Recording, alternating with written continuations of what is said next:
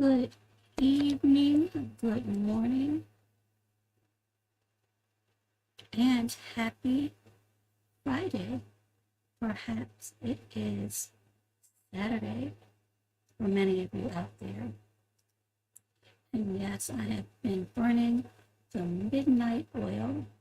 I just wanted to come on quickly after I've been doing a little bit, not too much, but a little bit of a deeper dive in the Sonya Massey Sean Grayson case, which, as more information comes out, my antennas go up. Now, I do not mean that to sound any way other than my opinion. Everything that has happened has been horrific. Prayers go out to our family, friends, and loved ones. And as I've mentioned, and I stand on, may she rest in power. When you're dealing with media, and when many hands get into the pot, some things are left out. Some questions are not asked. So I had some, and I located a little bit of information. Some people may already have it. So before I begin, I will begin with the Fair Use Act disclaimer. I'm sorry, I'm just tired.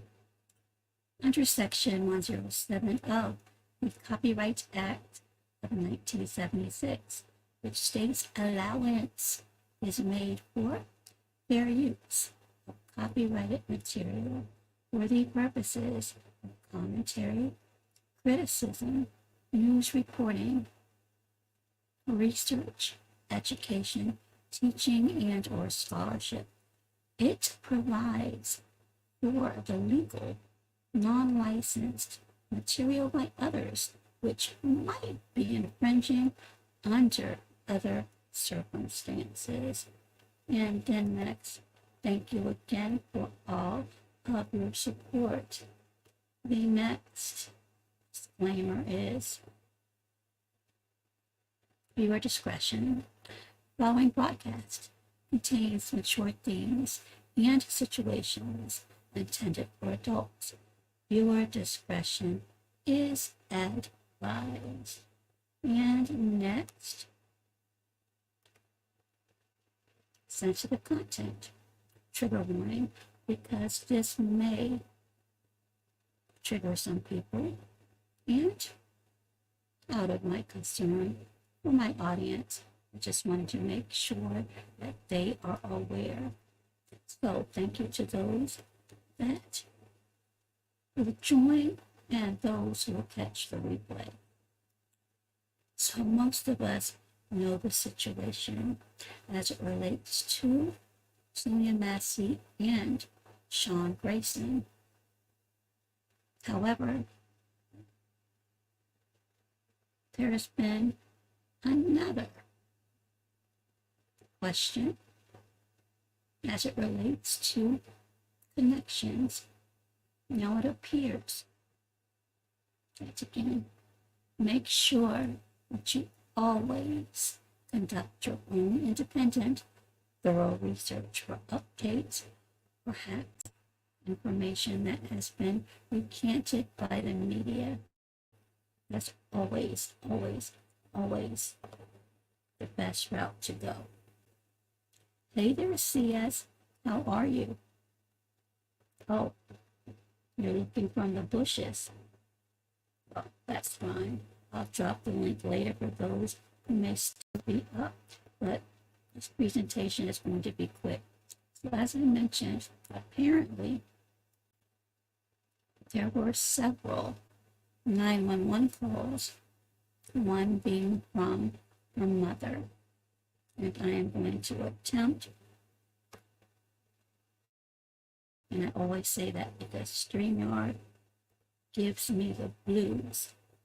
But apparently her mother also made a call. And hopefully this comes up.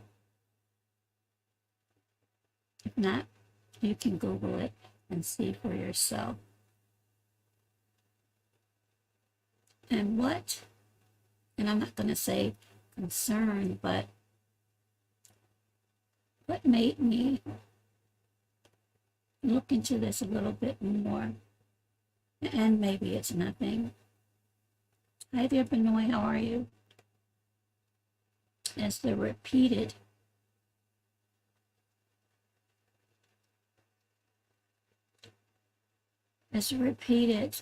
sentiment that her mother stated as far as not to hurt her daughter and not to send anyone who's prejudiced. I am unsure if those type of issues occurred in that area, which could be the reason why her mother would say that. And it's not capturing, so let me attempt to do it again.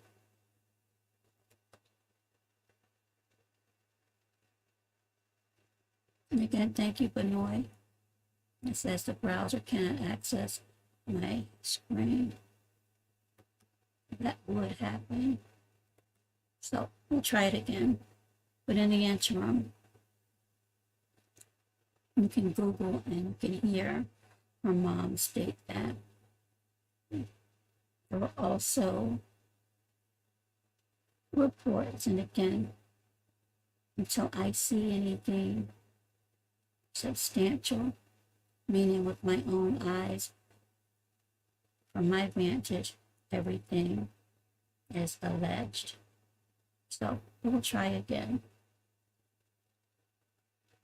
And it's not so much of the audio, it's just the text that I would like for people to be able to see.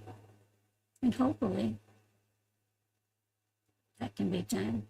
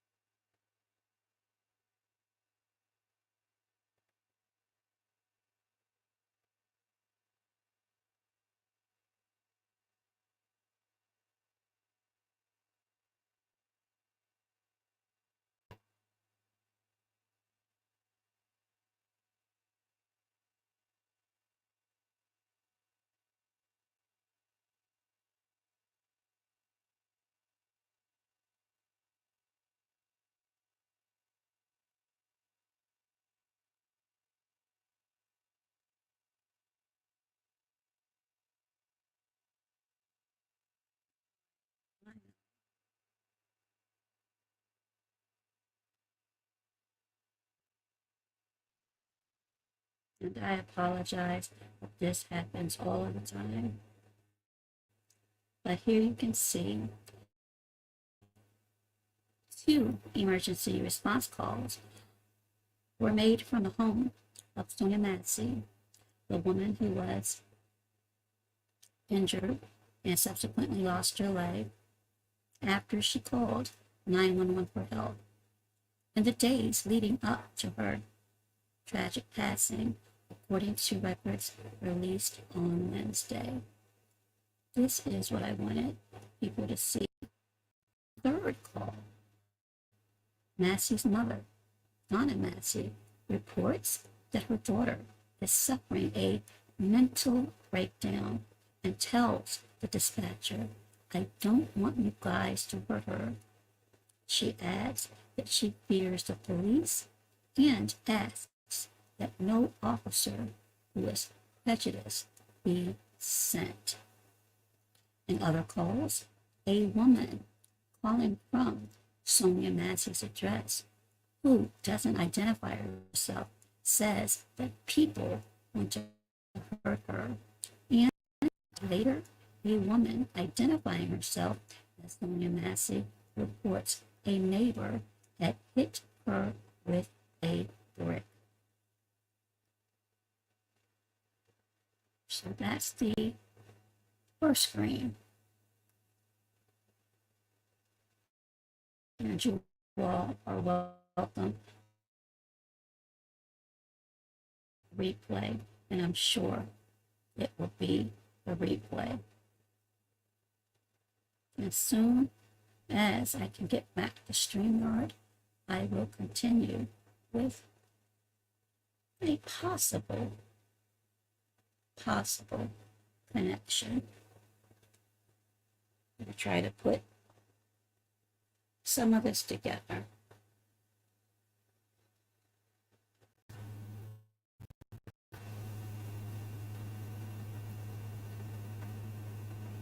And again, thank you, Benoit. Happy Friday to you. So, the next screen I'm going to attempt to present is also fair use. And this is the interesting part, or one of them. I'm going to attempt, as I mentioned, to share this.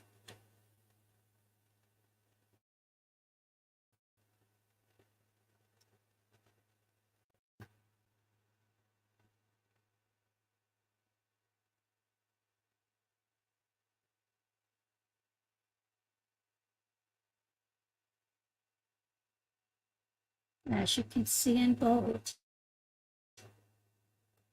headline, deputy, I'll just say, responsible for taking the life of Sonya Massey, had a job reference from fiance's dad, a longtime sheriff's deputy. I'll repeat that. The deputy responsible taking the life of Sonya Massey had a job reference from fiance's dad, a longtime sheriff's deputy. Scroll down a little further.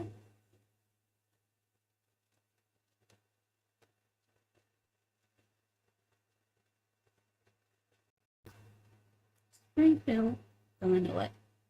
When Sean Grayson, a former Sangamon County Sheriff's deputy charged with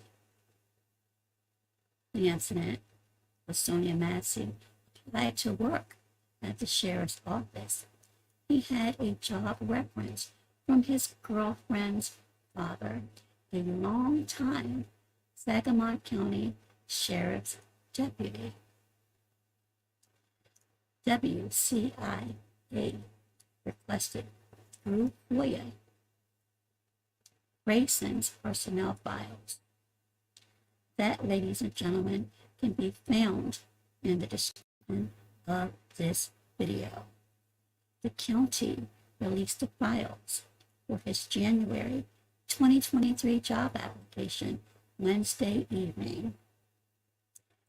In his beneficiary designation, along with his emergency contact information, Grayson lists his girlfriend with the last name of Butterfield.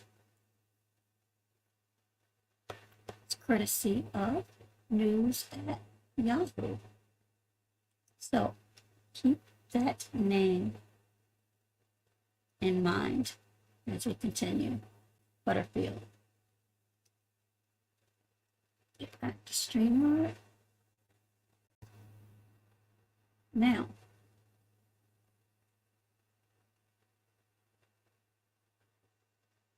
Butterfield.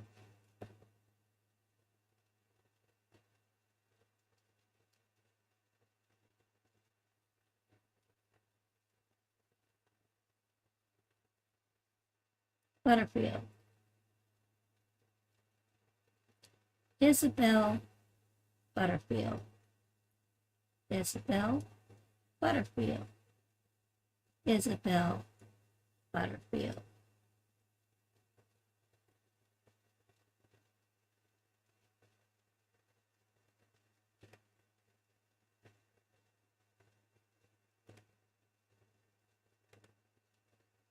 And this is fair use.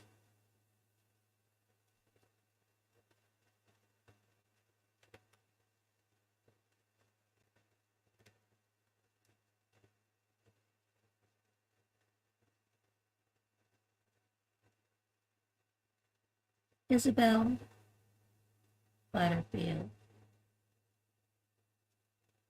Isabel Butterfield. And Isabel Butterfield, registered nurse at HSHS St. John's. Anyone like to take a guess as to where Sonya Massey went?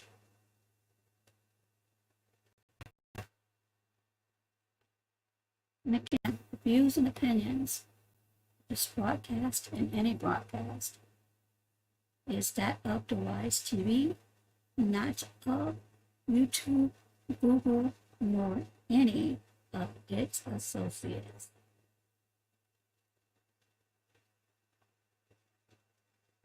So we see Isabel Butterfield.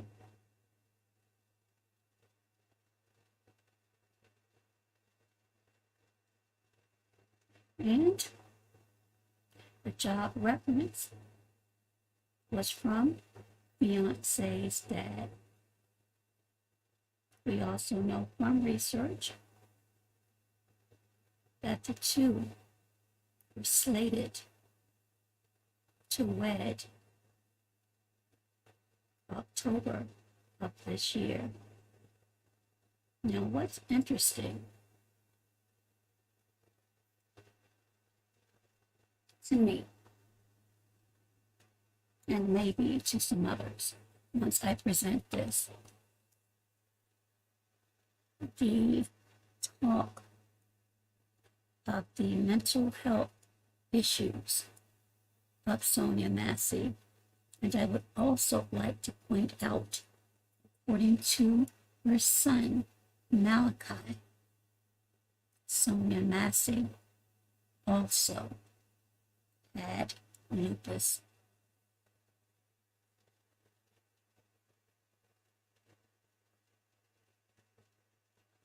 Hey, they're together. I'm not sure how much we've seen, but just putting together some possible connections. So, the next interesting thing, we know that Sean Grayson, fiance, allegedly, is a nurse.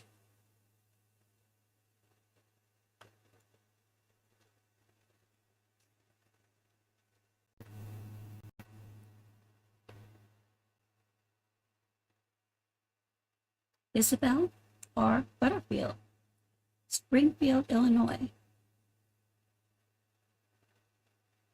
Now, what's interesting is the bottom, and I don't think I can make it larger.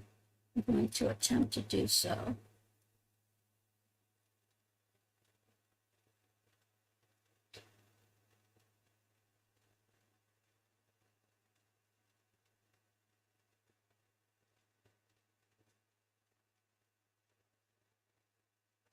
Look at the schedules of controlled substances.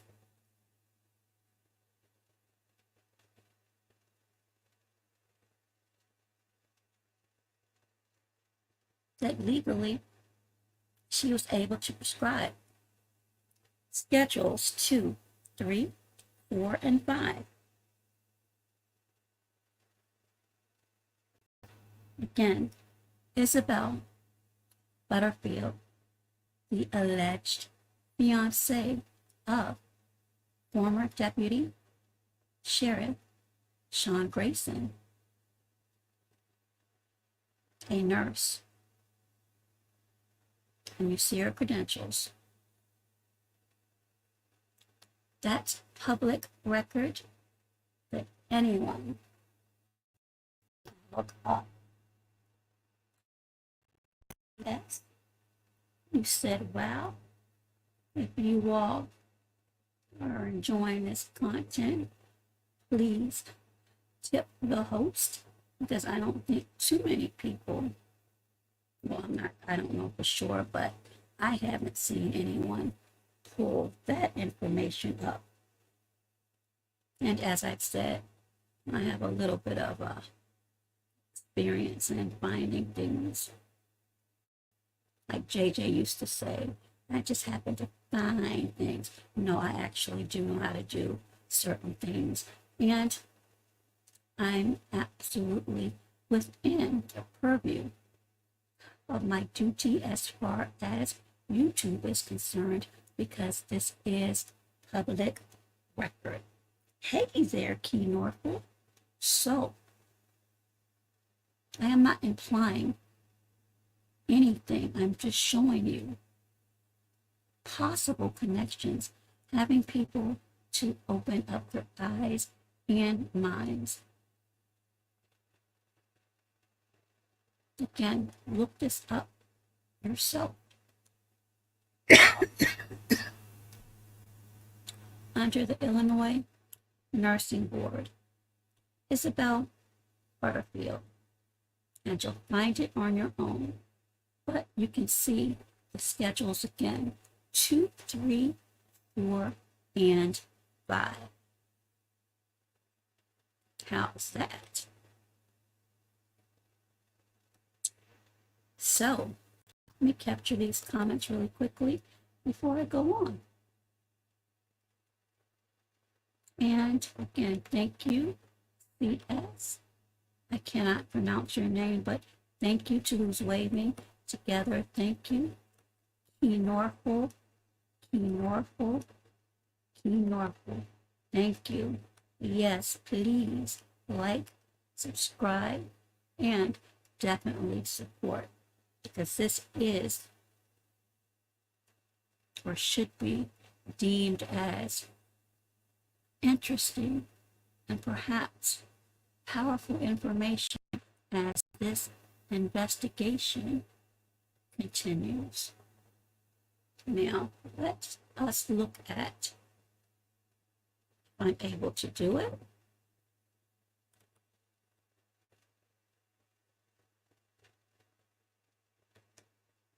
drug scheduling. And again, I apologize for my StreamYard being so slow, but you are welcome to go back over it. But the important details here are Sean Grayson allegedly is engaged to Isabel Butterfield.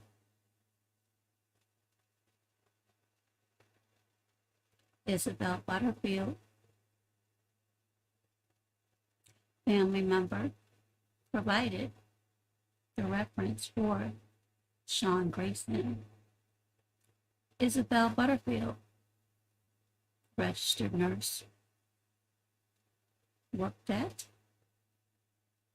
the exact same hospital, allegedly, that Sonya Massey went. And I just want to go over some drug scheduling that might open some more eyes. Now, this can be found at dea.gov. You have your Schedule 1.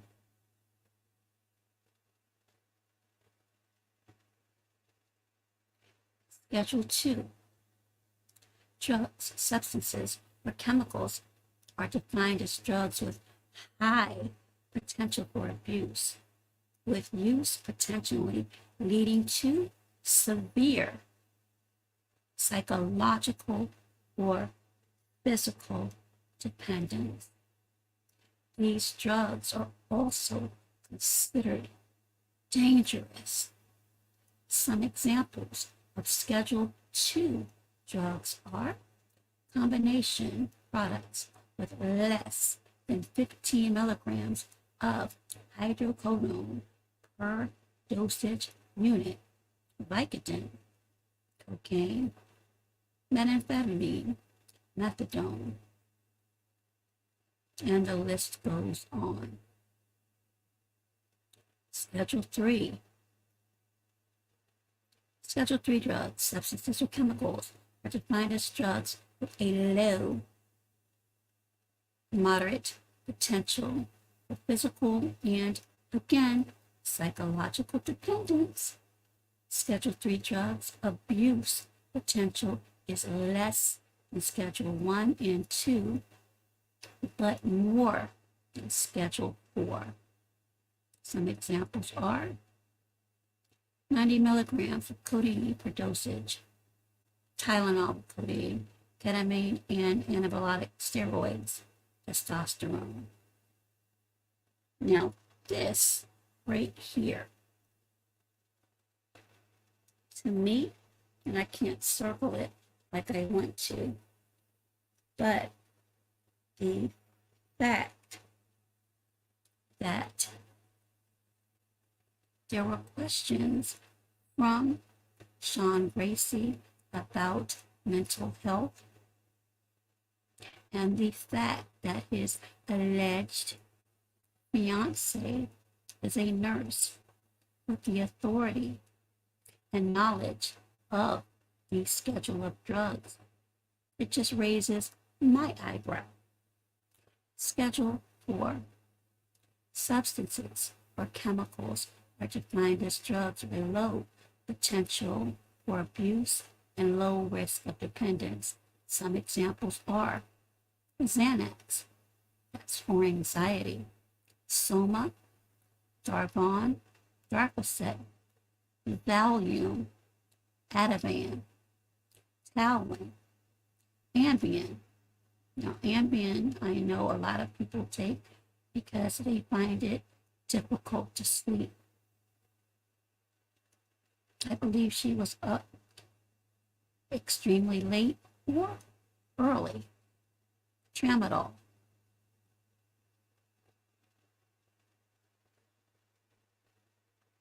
And Key Norfolk says Sonya Massey's father is from my hometown, Pine Bluff, Arkansas. Okay, I didn't know that, Key Norfolk, but I appreciate that information. So that's the information that we know thus far. And I'm going to stop sharing that screen and get back to StreamYard. And I'm going to drop this really quick, just in case someone has anything they would like to say. If this changes your mind, does this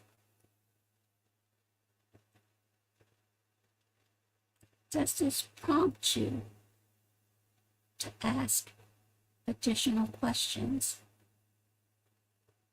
Now, I'm not really a cynic, but I do really, truly ask questions. And I think and wonder.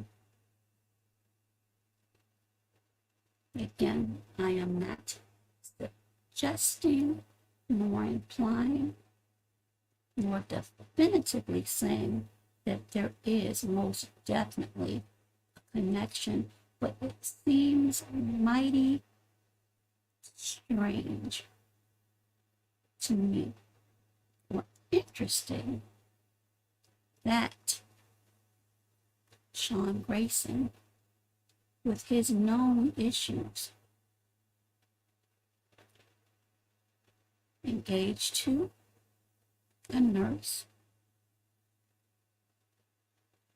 at the same hospital, allegedly, that Sonya Massey may have went.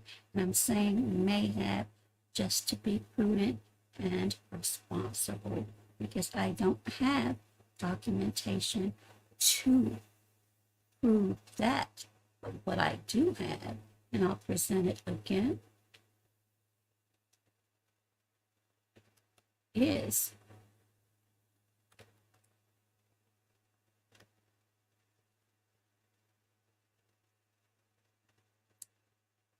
Isabel Butterfield. And again, this is public record. Active. She is a nurse. And you see the schedules. 2, 3, 4, and 5. It is substantiated. Sonya Massey was experiencing a mental breakdown, because I read somewhere, and I do have to find it. And again, that information may not be 100% accurate, but I do believe I read somewhere that she stated she had taken her meds. Now, I understand HIPAA laws, but I would be interested, and I'm sure records have been requested, what medications was she on? How long was she on these medications? Were any of these medications prescribed? Medications that could alter one's mind.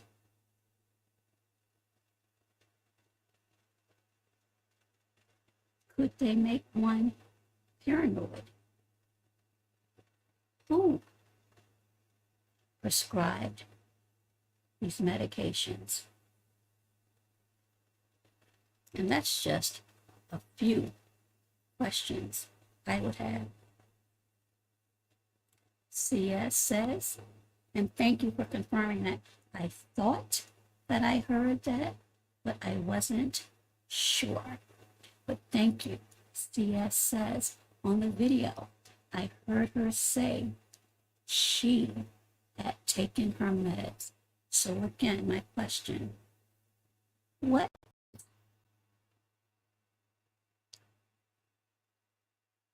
were there any of the meds that I just presented in those schedules?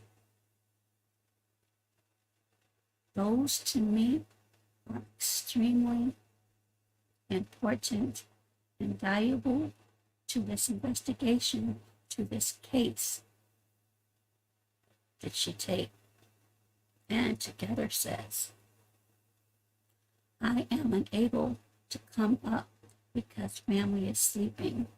I saw an interview with her son. He stated that he believes the cop was the same one he had spoken to prior, so they were aware.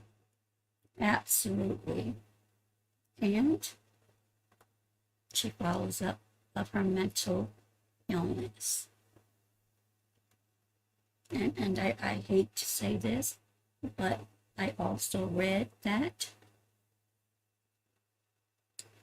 and I can't substantiate it, but this is what I read, that Sonya Massey was to be an inpatient for 30 days. However, that didn't happen. I think she stayed for maybe a few days, but at that time, she had her son and daughter live with family while she was gone. Again, and this is just me, if she did return and she was in a crisis,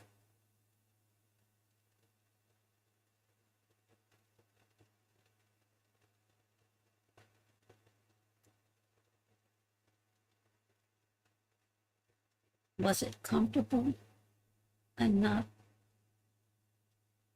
for her to be alone, especially if she indeed felt people were trying to hurt her?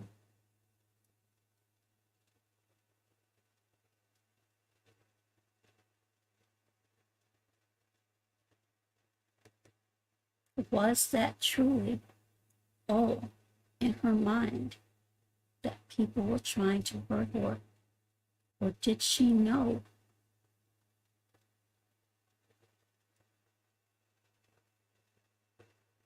that people were trying to hurt her?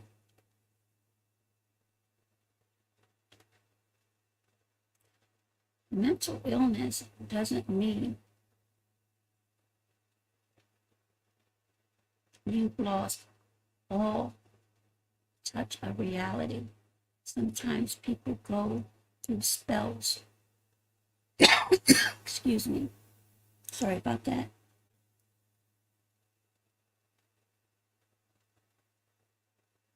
And that's the danger, because so many people are quick to brush things away and label someone as crazy or nuts, when in fact they may be extremely aware of what's going on, but because of that stigma, their concerns and fears may go ignored. Together says, excuse me, I feel like the facility was not responsible, because you have to make sure that they are in a safe space before discharging. Absolutely. So,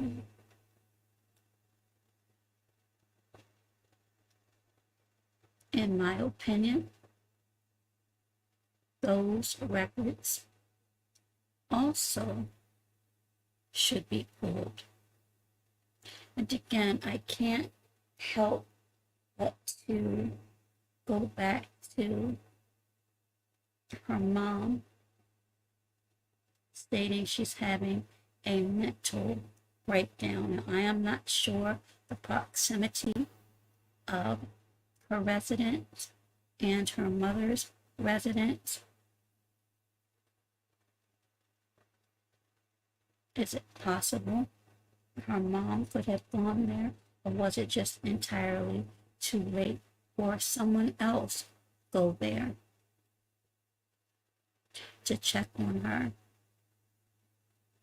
other than the police, if she feared the police?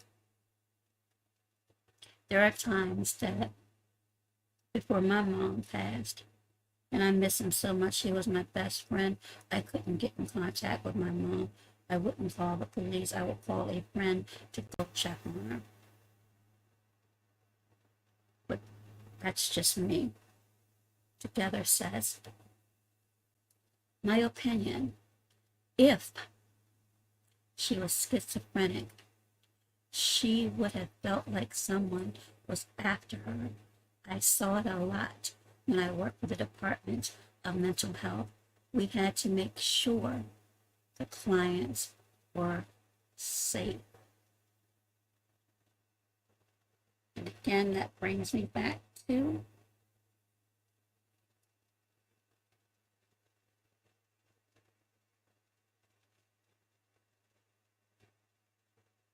the statements that I heard. She's having a mental breakdown. Please don't hurt her. She's harmless.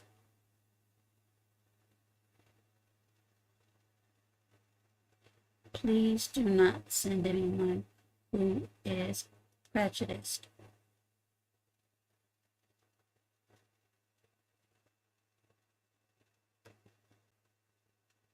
Mental health crisis.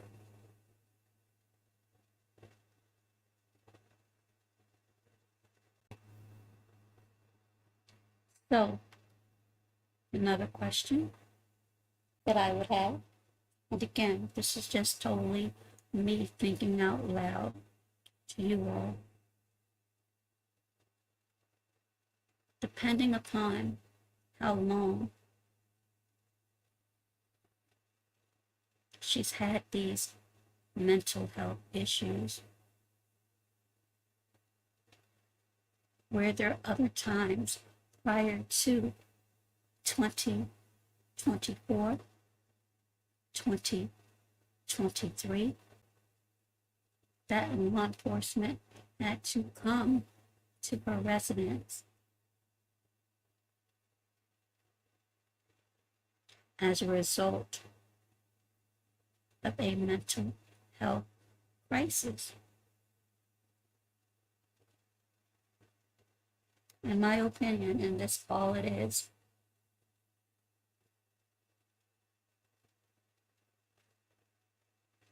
when was she diagnosed with mental health issues?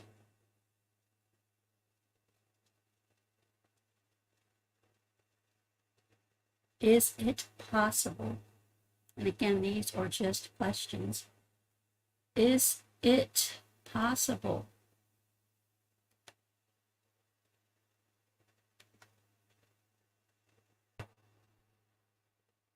that she knew Isabel Butterfield?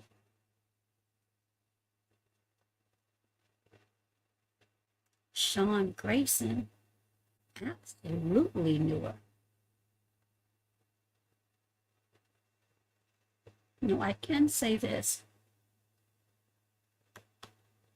to Miss Butterfield's credit. There have been no reported disciplinary actions, which is an excellent thing, but the fact remains.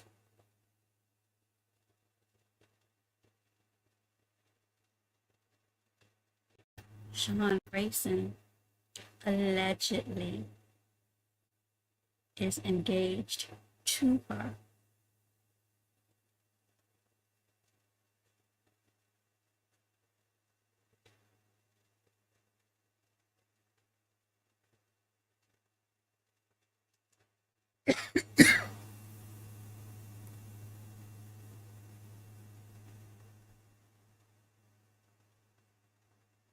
And, as I mentioned,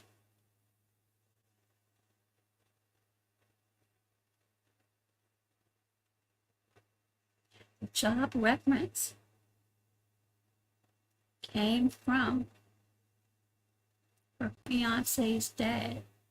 And keep in mind, Sean Grayson's family, they were no Rudy Toots out there. They were decorated, high-standing people. Could that, I'm just asking questions, motivated him to achieve, or at least match, his family's legacy? even if that meant breaking the rules.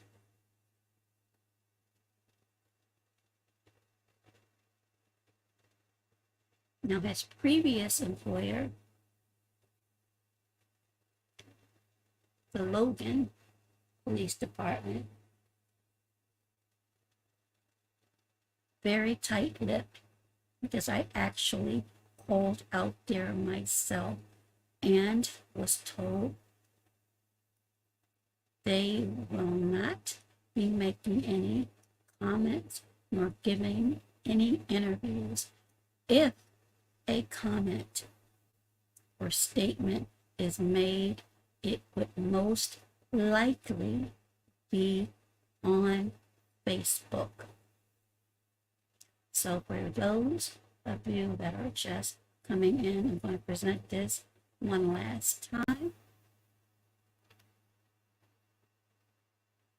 just so you'll get the full picture.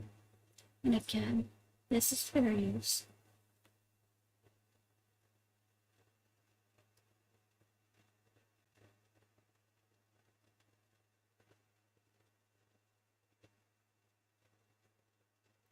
Job reference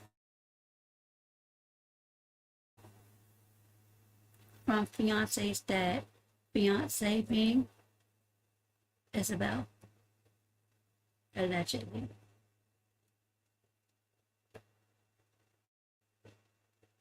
Which again, do your research, look it up, and hopefully I can scroll down.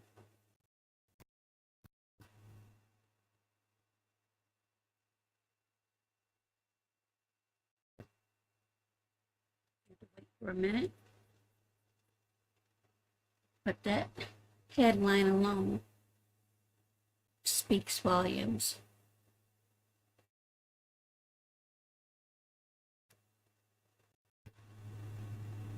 And this is dated July 31st.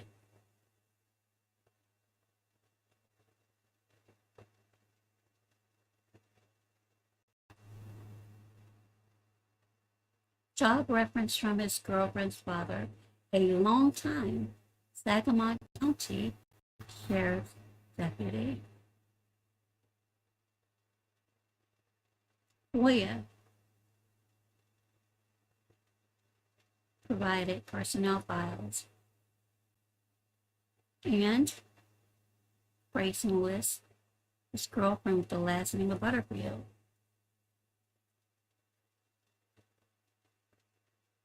WCIA chose not to name Grayson's fiance, but the internet, as we all know, is undefeated. His references for hiring, one is for Scott Butterfield. Again, Scott Butterfield, a former sheriff's deputy, and his girlfriend's father, according to a Facebook post from the Sangamon County Sheriff's Office. Butterfield retired in 2020 after working for 24 years.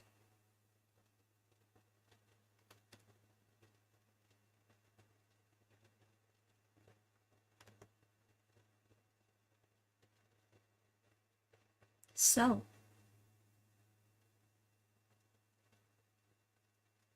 connection or coincidence? At the end of the day, this was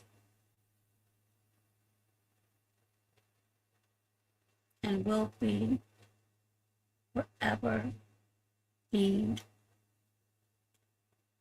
an unnecessary tragedy.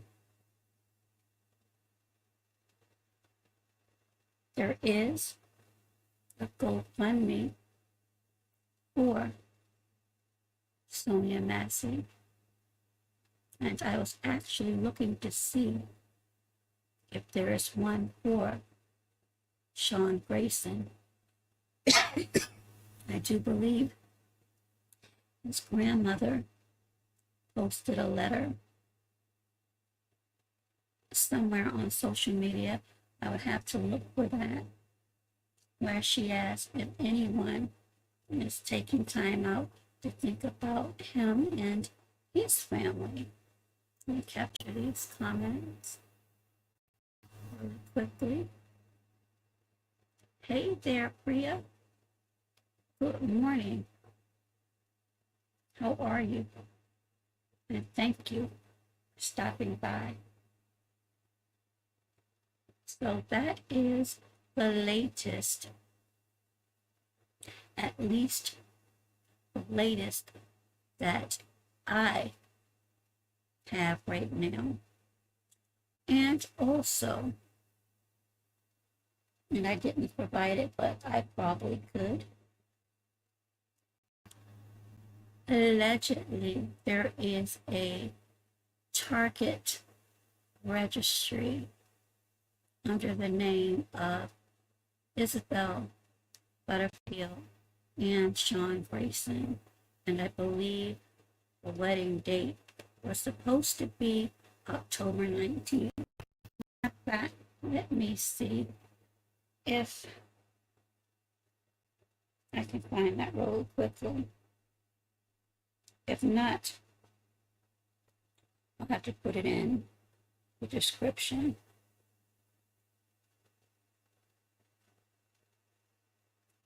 So give me a moment to look to see if I can find that. And I'm waving back at you, Priya.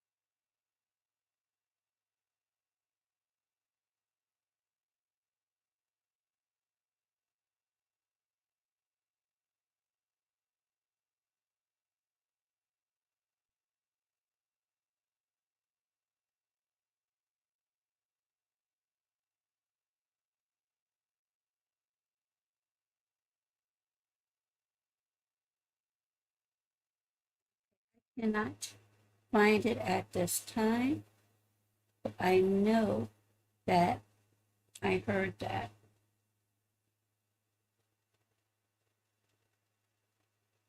I'm trying to find it.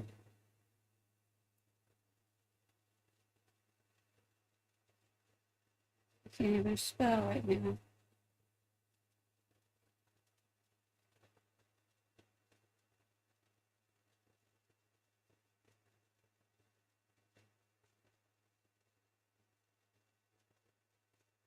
Oh, wait 1 second. Let me see what just popped up. It may not be anything, but allegedly there may be a Target registry.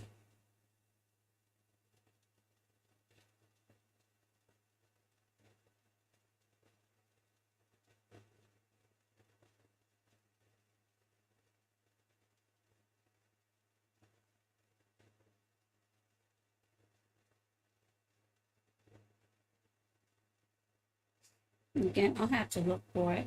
I'm like really tired.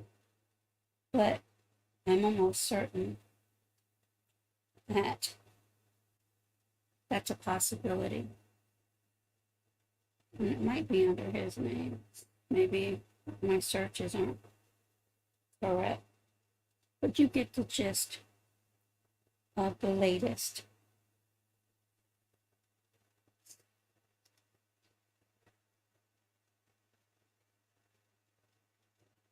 I'm sure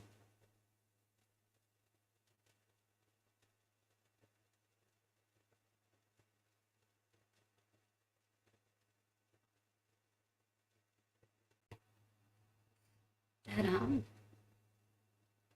it's there.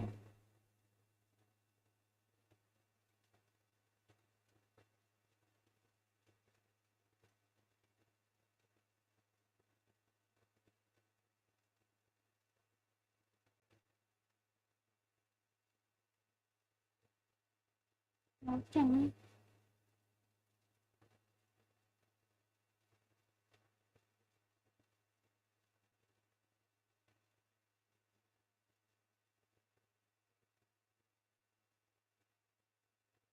Yes, I'm going to have to do a little bit more research, but it's possible that there is a registry out there. So that's the information, the updated information that I have so far as it relates to Sonya Massey and Sean Grayson. Apparently, allegedly, there were several calls, and one of those calls were made by Sonya Massey's mother. The question of mental health has come up several times. And we've learned allegedly that the fiance, the alleged fiance, Isabel Butterfield, is a registered nurse. And I provided that receipt as well. You all are welcome to continue to research, fact check, because as I mentioned, sometimes the media doesn't get it quite right, and I'm just reporting on what has been presented. But what I do know, beyond a shadow of a doubt, that Isabel Butterfield is indeed a registered nurse. And again, my question, one of them, did Sonya Massey and Isabel Butterfield know one another?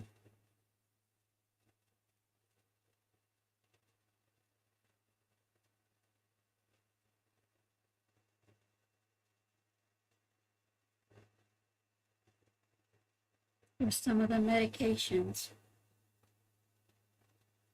prescribed to Sonya Massey medications that could have altered her thinking at times? Some medications do, and we went over the DEA list and the schedules, and we saw the schedules under Isabel Butterfield. I've stated this many times. I'm not one who believes in coincidence. Not at all. You know, I could be off. I've been off before, but I honestly believe there is more to this tragic story that many of us don't know yet.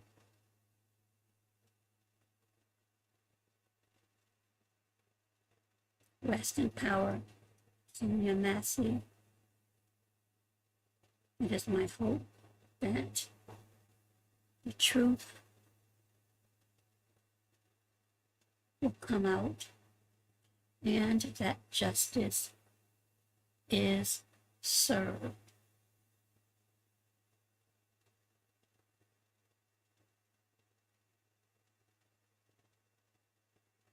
There is more I truly have on my heart, but I am not going to state it at this time.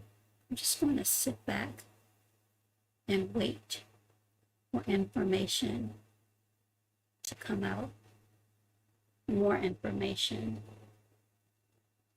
to come out.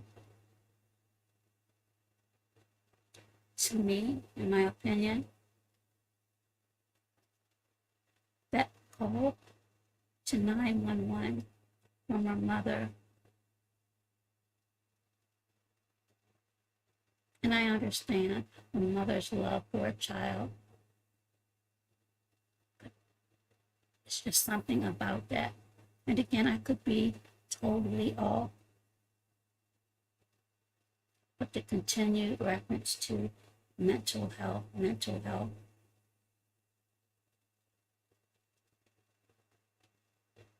I don't know. Together says, I think so as well. And it's unfortunate. It really is. This is something, in my opinion, should not have happened. Did Sean Grayson have mental health issues?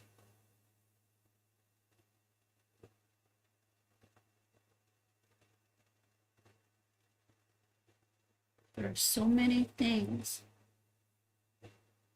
to unpack.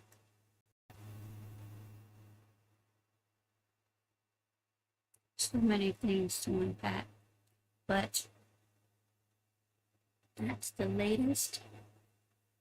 And as I said, I'm sure there are others that have reported on possible connections, but I don't know if there has been any posts as far as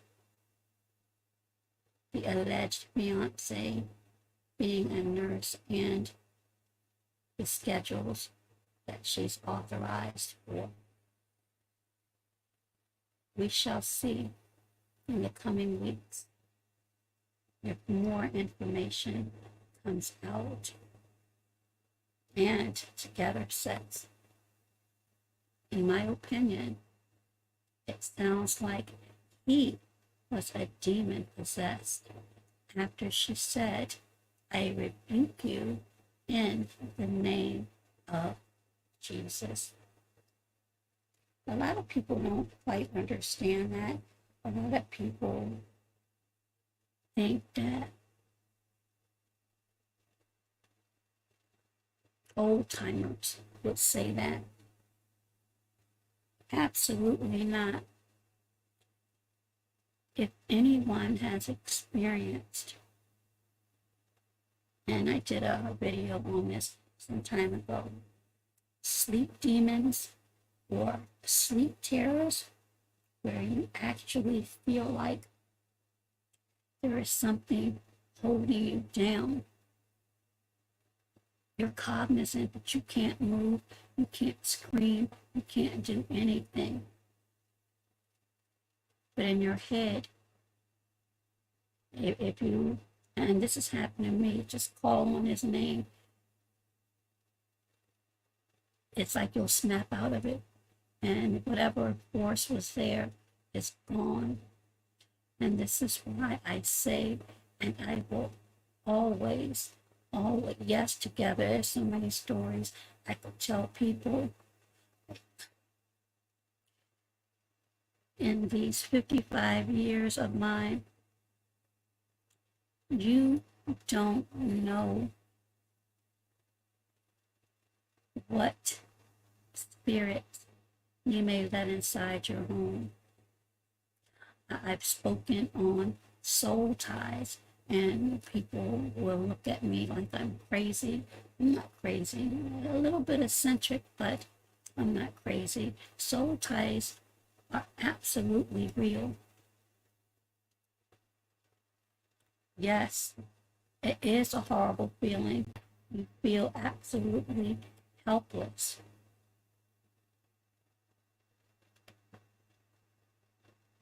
Absolutely. Absolutely. So when you collide, I'll just use that word, or converse, or I'll make it as simple as your connections with people on social media. If it's evil and dark, and I've talked about transference of energy, you can actually absorb that.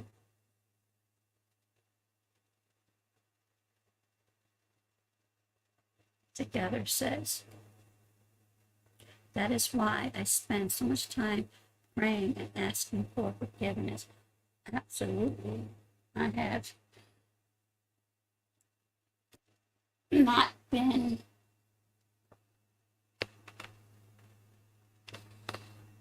perfect. I've made many, many, many mistakes. I still do, but I also know the power of forgiveness and the importance of it. And while it may be cliche, it's absolutely true. It's not for the other person, it's for you, so you can break that chain and be at peace. Some things cannot be salvaged, but if you know that you made a concerted effort and you truly, truly in your heart feel bad, and the olive branch that you extend is truly sincere, but it's not accepted, you should be at peace knowing you did everything in your power to illustrate your willingness, your wantingness to be forgiven for whatever it is you may have done or said that may have hurt someone else. I have forgiven many people, and I do mean many, and I hope that those I have hurt have forgiven me.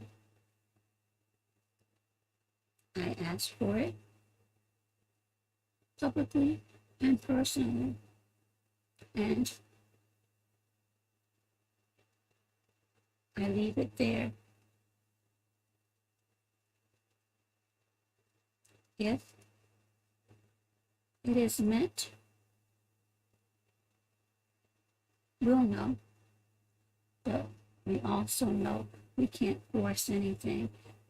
We have to do what we feel as though is best for us. Harboring guilt will weigh you down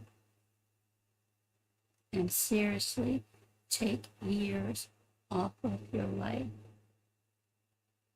And, in my opinion, it also opens up the door for the adversary to come in.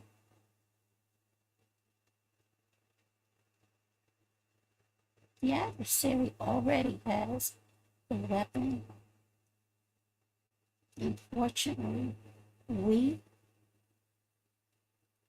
in my opinion, we give him the ammunition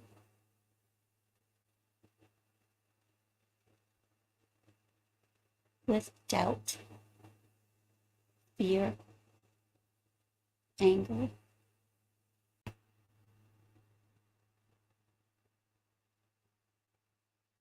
a vindictive spirit, a jealous spirit.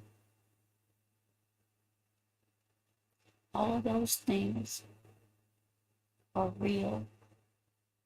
And just because people may not have experienced storms yet, don't ever think you won't. Sometimes those storms may miss you,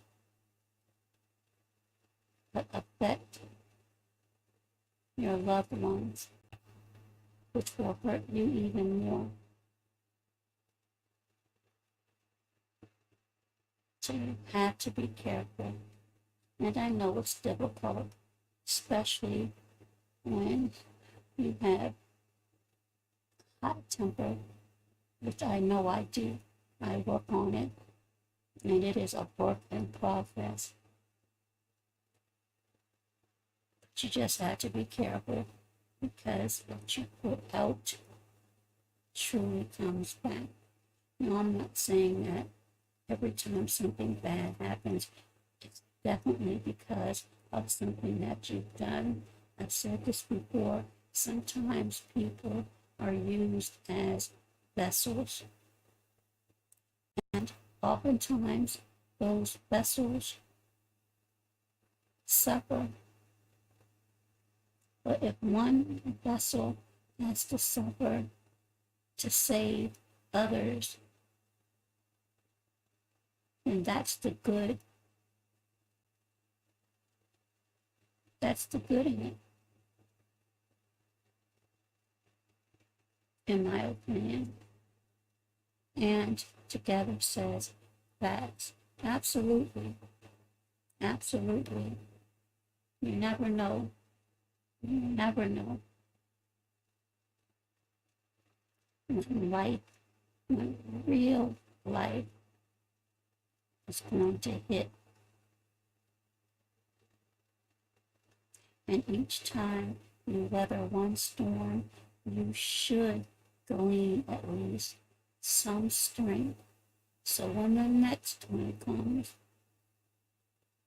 you'll be girded with that strength and know how to deal with it. And even if you don't come out of it the way you want to, at least pray that you'll have strength to be able to withstand, accept, and move forward.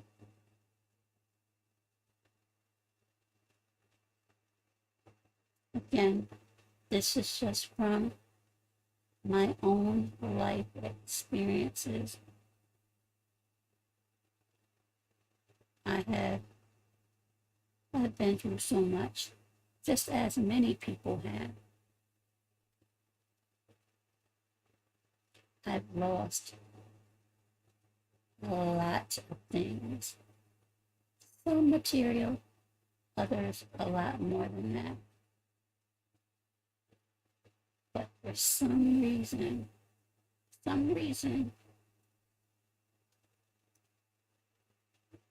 I don't believe my purpose is yet fulfilled.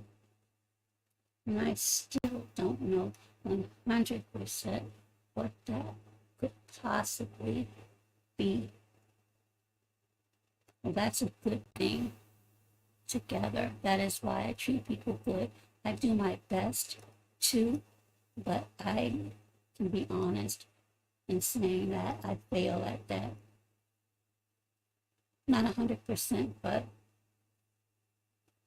I get in my ways.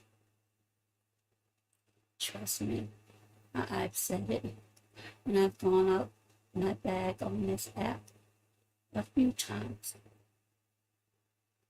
But I do try to remain calm and just be transparent with everything, especially challenges.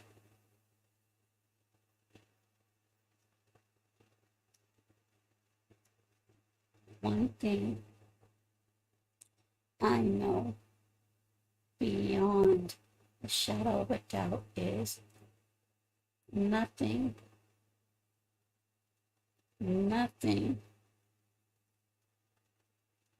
is impossible. That's not to say what you pray for will come to pass.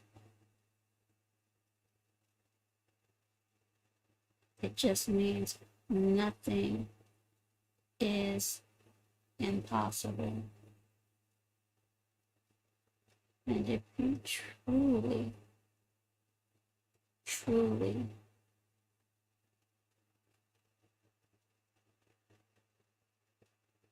make the effort and stay disciplined and continue your walk,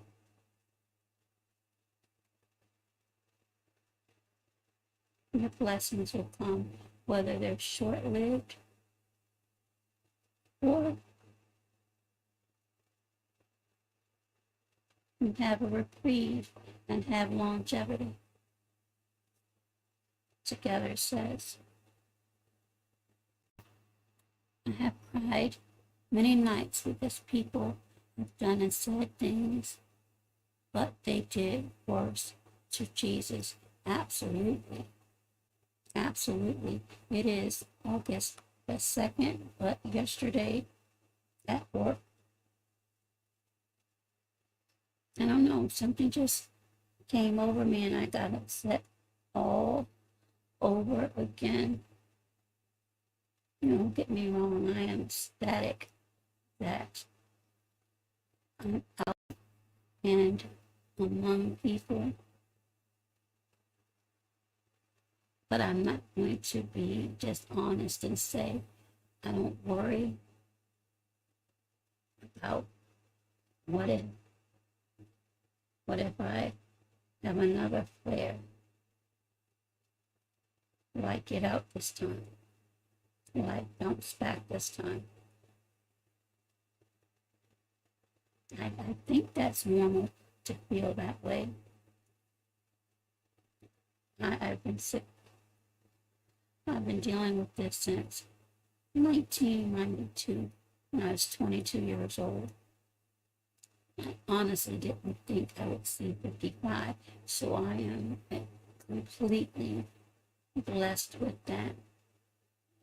But this last flare, this was something completely different, and it really put life in perspective.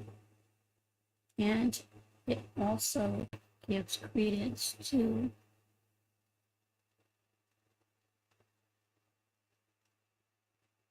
what man says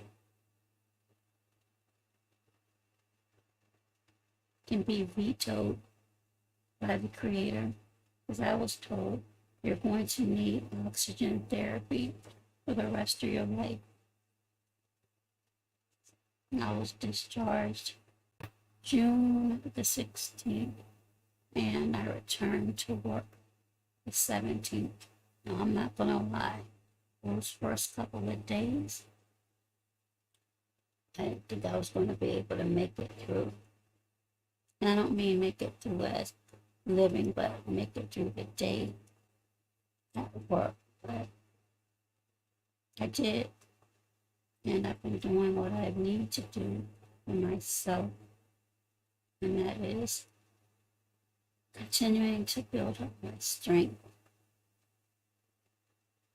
eating right. I'm not getting the sleep that I need to have, and sometimes it's because, honestly, I keep thinking back to being cooped up in the hospital for 3 weeks. I never want to go through that again. Will it happen again? Who knows? I have no idea. I pray that it doesn't, but I have no control over that.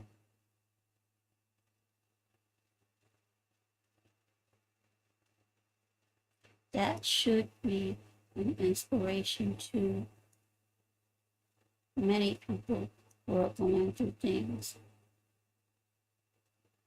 There's a scripture in the Bible, and my apologies for not knowing what it is, but it states, "Take up thy bed and walk." And that is something that I meditated on, especially that second week. That gave me the hope and determination to keep fighting. And as I said, I was at one of the best facilities in the East Coast. I'm afraid to look at that hospital bill. It's going to just sit for a little while. I don't even want to look at it, because I know they charge me probably for the toilet paper that I use. But I'm saying that to say,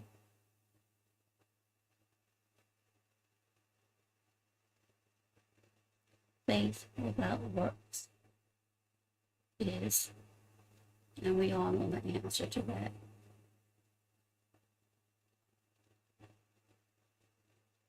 There are a lot of stories on YouTube, a lot of testimonies, and those things give me strength as well. Because when you think you're going through something, trust me, there are people in worse situations than you, of course, and you wonder, how are they making it through? I think we all are given certain gifts, certain strengths. We just have to hold on.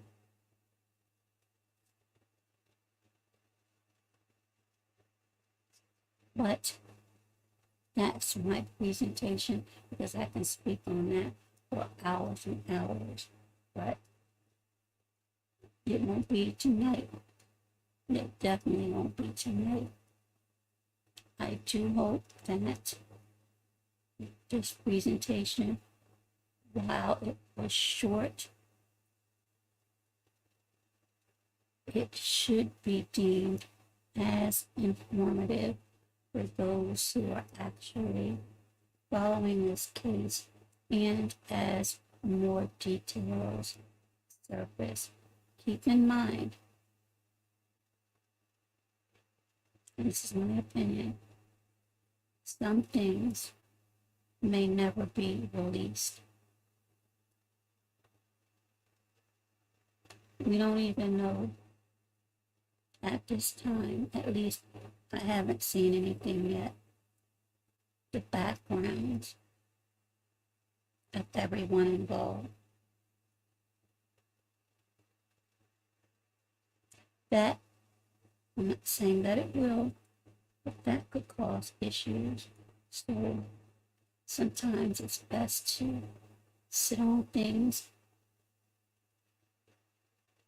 and wait till you get more information, and then dig.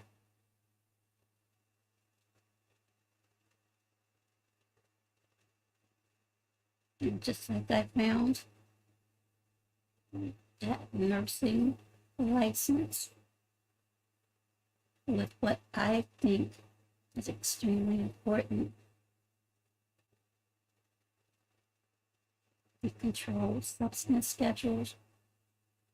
We don't know what type of role, if any, that may play, but in my opinion, it was important to share. And together says, thank you for sharing your strength and trust. I needed that. Absolutely. Absolutely. But there are many more people out there, much stronger than I, who, as I said, have gone through so much more than me. So much more.